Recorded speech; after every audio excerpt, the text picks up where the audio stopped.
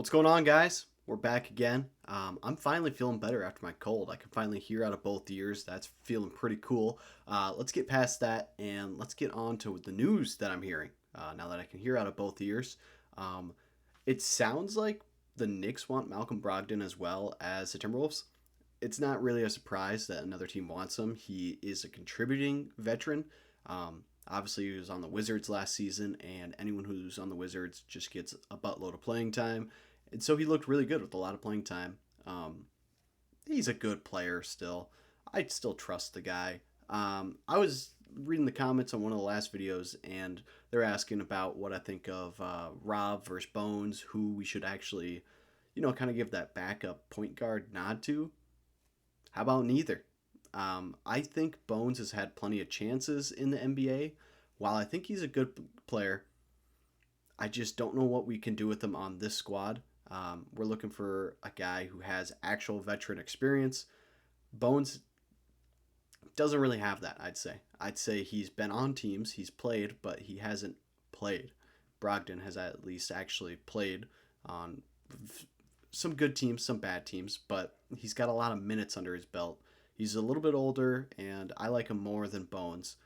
Rob, I honestly think the Timberwolves might look to trade him at this point because there's no real hype concerning his development this offseason. There's been no talks about it. Um, and clearly, if we're in the market for a veteran point guard, we don't think that he's ready to be the backup point guard behind Conley. Now, that's not to say that Dante might still not be the backup point guard, but that's yet to be determined.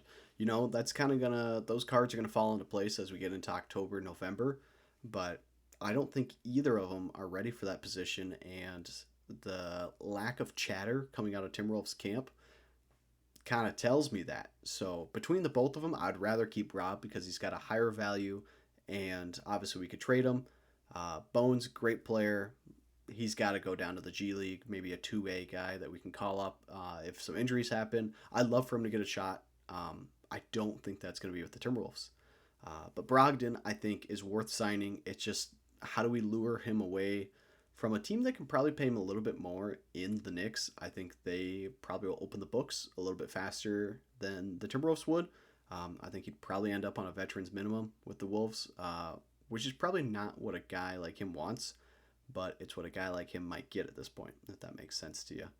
Um, but speaking of point guards and all of that good stuff, what if the Timberwolves just went all the way in on a point guard because we trust I feel like we trust our bigs more than we trust our point guard situation, if that makes sense. Like we trust Nas and Baron J and Randall kind of being the front court more than we are who's Ant's running mate in the back court. So in a crazy one, um, taking us back to the 2020 draft, what if we traded with the Hornets, guys? I know this is going to sound diabolical, probably a trade that would never ever happen unless we threw the next 4 years of picks at him as well. But in this mock trade that I have worked out, made the money work, we'd be about 3 to 6 under. I don't recall how much it was. Um, we would be about okay. I was under that. We'd be about 2 million under the cap here, but we'd be sending Rudy Gobert, Mike Conley, and Leonard Miller. He's been in every trade I've done. That $2 million really makes a difference. It really does. Like if we could shuffle around a guy like that and keep Clark or TSJ or one of those other guys who makes 2 million, even Joe Ingles. So we'd be sending those three guys, Gobert, Conley, Miller, for LaMelo Ball, point guard of the future. I know he has some injury issues, but I think if he was playing with a guy like Ant who could take off a lot of the pressure that LaMelo definitely feels, I think he could pair nicely with Ant. Oh my gosh, just imagine the lobs that LaMelo would be able to get to Ant. It'd be incredible stuff to be able to watch as a Wolves fan. We'd be getting him. We'd be getting Trey Mann, another point guard. He's a guy that kind of dresses like Iverson. He's got baggy everything on. Pretty cool. I would take him as kind of the backup point guard then to LaMelo. Maybe Rob is still traded like we were talking about earlier. Maybe he's not. Maybe he's just a third string. Is what it is. I like that. We'd also be getting Mason Plumlee, give us some more center minutes there behind Nas or Baron J or however we want to work that out. He would give us some more depth there. He's serviceable, is what I'd call him. He gets good minutes, is the kind of the court that we'd put him under. And then we'd be taking on KJ Simpson just to help fill out the roster a little bit there. But all in all, the trade really makes sense to me. Like it's crazy to think about that we'd be moving like that. But if the Hornets were staring at those 2, 3, 4 players there, and they're like, you know what, we feel pretty good about what we have elsewhere in Bridges, in other Miller, Brandon Miller, and they're like, what if we just got a towering center and a point guard who knew how to play with them? We could actually make a run of the East this season since it's a little down.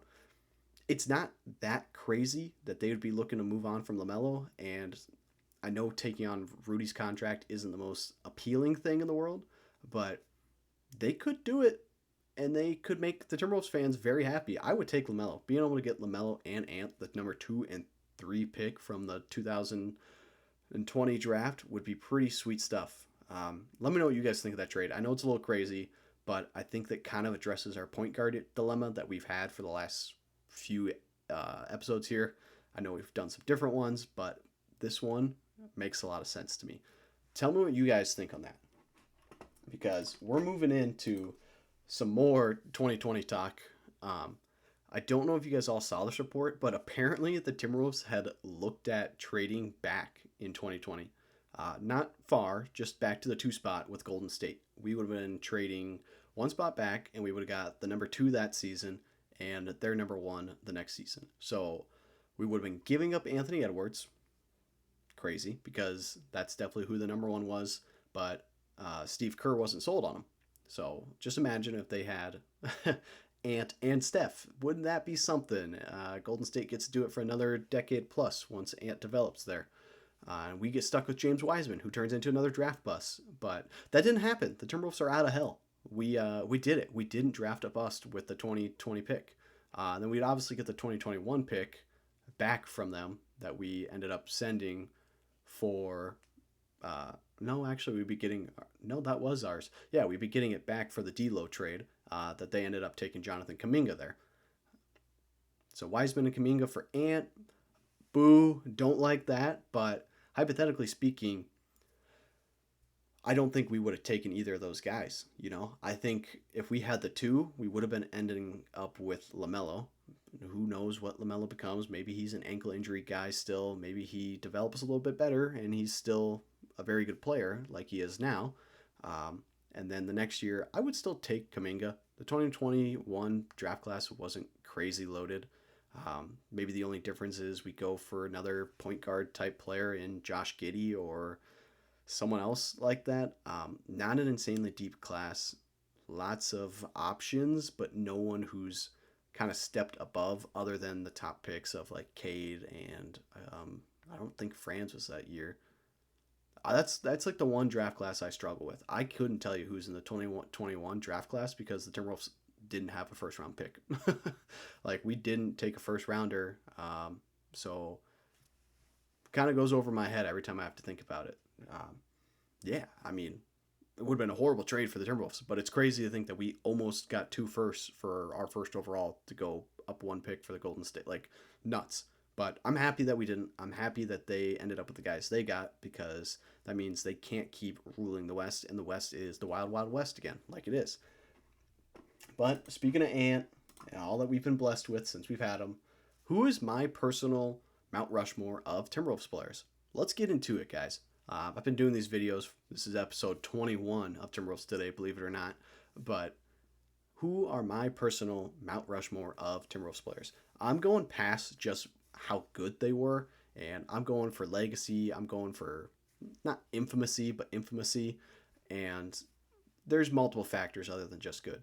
The George Washington of Mount Rushmore for me, it's Ant. He gets the biggest bust. Pause, but he's on Mount Rushmore without a doubt.